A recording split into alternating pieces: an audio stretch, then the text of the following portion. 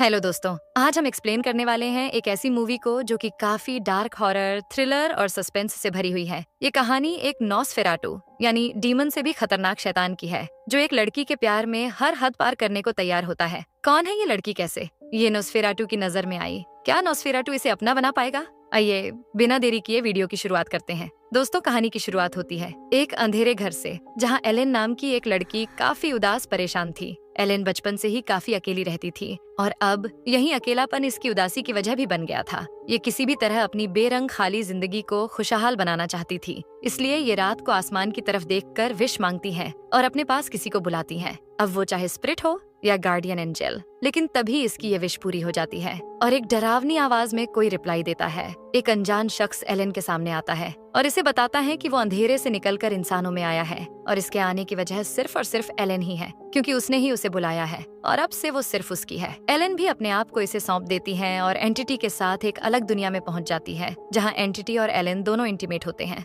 और फिर कुछ ही मिनट में ये एंटिटी एक डरावने रूप में आकर एलेन पर हमला कर देता है, जिससे एलेन बुरी तरह से डर जाती है और जब इसकी आंख खुलती है तो ये अपने बेड पर लेटी होती है। इसके बाद कहानी कुछ समय बाद की दिखाई जाती है। ये साल था 1838 का, जहां अब एलेन की बेरंग जिंदगी में रंग भर गया था। उसकी शादी हो चुकी थी और इसके हस्बैंड का नाम था थॉमस, जो कि एलेन से बेइंतहा प्यार करता था और एलेन भी अपने हस्बैंड थॉमस के साथ जर्मनी में हंसी खुशी जिंदगी बिता रही थी। थॉमस प्रोफेशन से एक रियल एस्टेट एजेंट था। थॉमस एलेन के लिए काफी परेशान रहता था, क्योंकि एलेन को हर रात डरावने सपने आते थे, जिससे एलेन काफी डिस्टर्ब रहती थी। थॉमस एलेन का इलाज कराने का फैसला करता है, लेकिन इसके लिए बहुत सारे पैसों की जरूरत थी। थॉमस जब अपनी जॉब पर जाता है तो इसका बॉस नॉक इसे विस्बॉर्ग नाम की जगह पर बने हुए सबसे बड़े और आलीशान मैंशन के बारे में इन्फॉर्म करता है, जिसे इन्हें बेचने का काम मिला था और इसे खरीदने वाला शख्स था काउंट ऑरलॉक, जो कि इनका क्लाइंट था, जिससे ट्रांसिल्वेनिया में जाकर डील फिक्स करनी थी। इस डील के पूरे होते ही थॉमस को अच्छे खासे अमाउंट में पैसे भी मिलने वाले थे,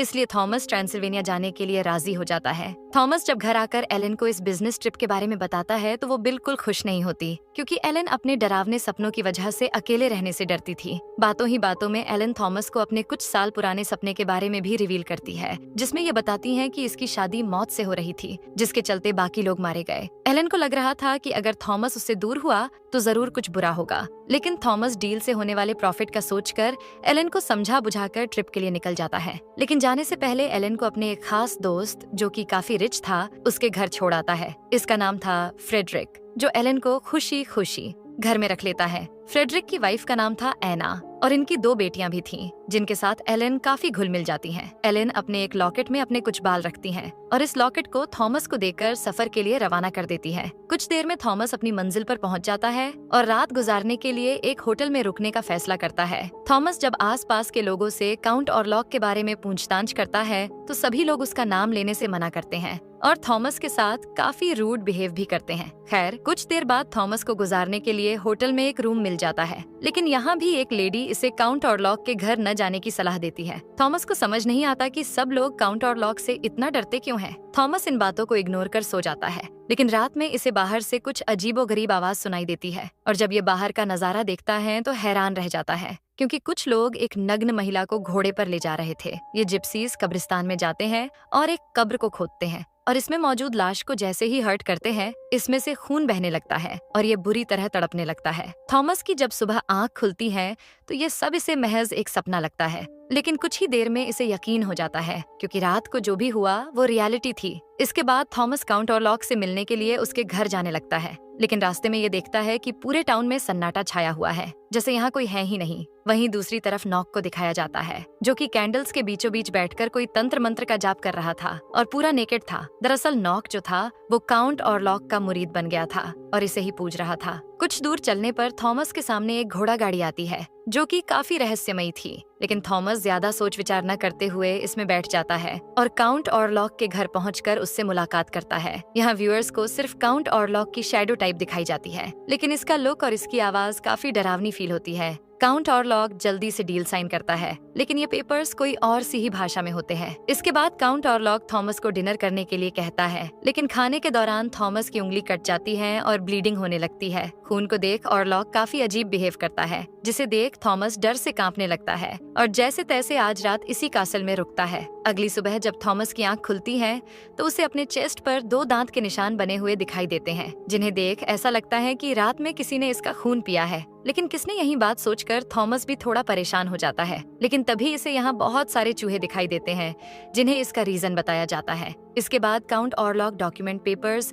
थॉमस के सामने लाता है और डील के लिए उसके सिग्नेचर मांगता है, पर थॉमस इन पेपर्स को पढ़ नहीं पाता क्योंकि ये बहुत अलग और डिफिकल्ट लैंग्वेज में लिखे हुए थे। इस पर ऑरलॉक कहता है कि ये मेरे पूर्वजों की भाषा है। काउंट ऑरलॉक की बात मानकर उस पर भरोसा करके थॉमस अपने सिग्नेचर दे देता है और इस तरह डील तय हो जाती है। इसी बीच काउंट ऑरलॉक की नजर थॉमस के लॉकेट पर पड़ती है, जो कि एलन ने इसे निशानी के तौर पर दिया था। काउंट ऑरलॉक इसे देखने के लिए मांगता है और थॉमस भी दे देता है, लेकिन इसे ये वापस नहीं मिलता। डील फिक्स होने के बाद ऑरलॉक थॉमस को कुछ गोल्ड कॉइन्स देता है। अब डील हो चुकी थी, इसलिए थॉमस यहाँ से घर वापस जाने के लिए कहता है, लेकिन इतने में ही इसकी आंख खुलती है और थॉमस को समझ नहीं आता कि ये सपना था या हकीकत। थॉमस जब अपने चेस्ट पर देखता है तो फिर से उसे 2 दांत बने दिखाई देते हैं और अब तो ये घाव और भी ज्यादा बढ़ गया था। थॉमस इस महल और काउंट ऑरलॉक से काफी डर चुका था, इसलिए ये यहाँ से निकलने की कोशिश करता है और पूरे महल को चेक करता है। इसी बीच घूमते घूमते ये एक सीक्रेट चैम्बर में भी एंटर करता है, जहाँ इसे काउंट ऑरलॉक की बड़ी सी शाही चेयर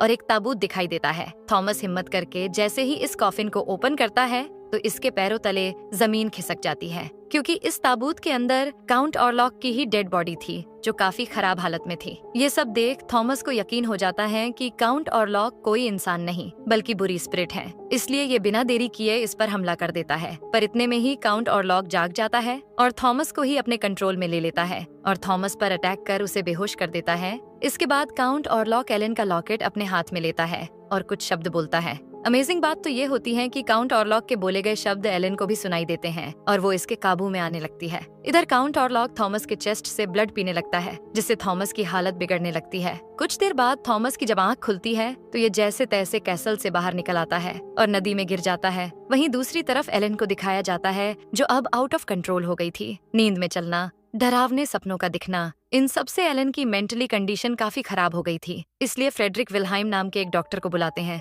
विल्हाइम जब एलन को चेक करते हैं तो इन्हें भी यही लगता है कि एलन की मानसिक स्थिति ठीक नहीं है, लेकिन तभी एलन कुछ बड़बड़ाने लगती हैं और जब ज्यादा ही कंट्रोल से बाहर हो जाती हैं तो विल्हाइम इसे दवा सुंघाकर बेहोश कर देते हैं। इधर हम नॉक को देखते हैं, जिसे पागलों के सेल में बंद करके रखा जाता है क्योंकि इसका दिमाग भी काम नहीं कर रहा था। कच्चा मांस खाने की भूख इसे दूसरों का शिकार करने पर मजबूर कर रही थी और इसका शिकार बनते थे चूहे, चिड़िया और इंसान। थॉमस को नदी के किनारे पड़ा हुआ देखकर एक नन इसे अपने साथ चर्च ले जाती है और यहीं इसका इलाज वगैरह किया जाता है। कुछ देर में थॉमस भी होश में आ जाता है और इसे नन से पता चलता है कि इस पर काउंट ऑरलॉक का साया है और इसकी सोल भी उसी के कब्जे में है। लेकिन चर्च में रहते हुए ये एकदम सेफ था, लेकिन नन इसे बताती हैं कि अगर वो गॉड के घर से बाहर निकला तो जरूर काउंट ऑरलॉक इसे ढूंढता हुआ इसके पास आ जाएगा। पर थॉमस यहाँ से निकलने का फैसला करता है क्योंकि इसे किसी भी हाल में एलन के पास पहुंचकर उसे काउंट ऑरलॉक से सेव करना था, जो किसी भी वक्त एलन तक पहुंचकर उसे अपना शिकार बना सकता था।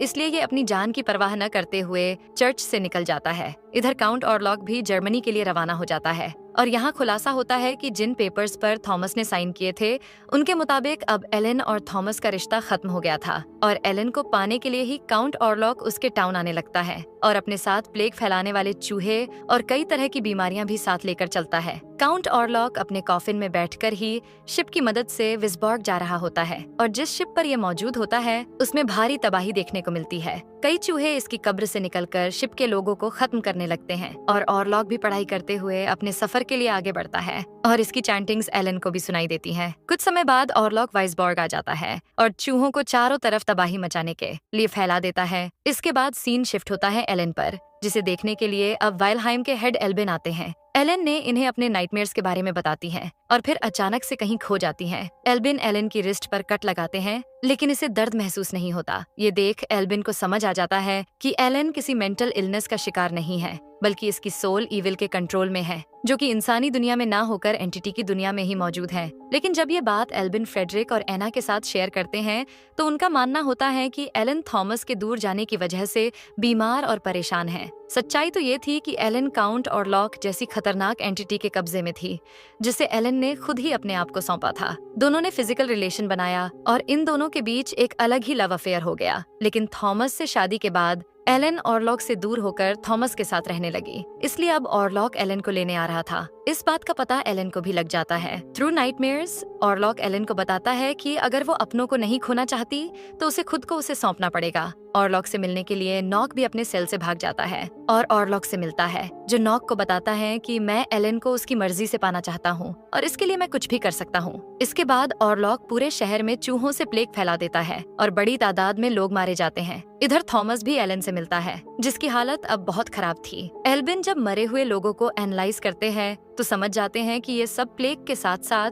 अनीमिया की वजह से मारे गए हैं और इसमें ऑरलॉक का ही हाथ है। लेकिन फ्रेडरिक अब भी डीमंस पर यकीन नहीं करता। इधर थॉमस पर भी ऑरलॉक का साया था, इसलिए इसे भी डरावने सपने आने लगते हैं, जिनसे थॉमस बहुत ज्यादा डर जाता है और एलन को अपने आप से दूर कर देता है। इसके बाद एलन फ्रेडरिक की वाइफ एना के कमरे में जाकर उसके पास सो जाती है। लेकिन आधी रात को काउंट ऑरलॉक एलन से मिलने आता है और इसे अपने पास बुलाता है। एलन भी बेड से उठकर इसके पास चली जाती है और इससे कहती हैं कि मैं तुम्हारे साथ नहीं जा सकती, मैं तुमसे नहीं बल्कि थॉमस से प्यार करती हूँ। ये सुन काउंट ऑरलॉक थोड़ा गुस्सा हो जाता है और दोनों में बहस होने लगती है। काउंट ऑरलॉक इससे कहता है, तुमने ही मुझे बचपन में बुलाया था और वादा किया था कि तुम हमेशा मेरे साथ ही रहोगी और अब तुम्हें अपना वादा पूरा करना ही होगा। साथ ही काउंट ऑरलॉक इसे ये भी बताता है कि मैंने थॉमस और तुम्हारा डाइवोर्स करवा दिया है। थॉमस ने भी डाइवोर्स पेपर पर साइन कर दिए हैं और उसने तुम्हें अब मुझे सौंप दिया है और मैंने तुम्हारी कीमत भी उसे दे दी है। लेकिन एलन को काउंट ऑरलॉक की किसी भी बात पर यकीन नहीं होता, क्योंकि ये जानती थी कि थॉमस कभी भी उसे नहीं छोड़ेगा।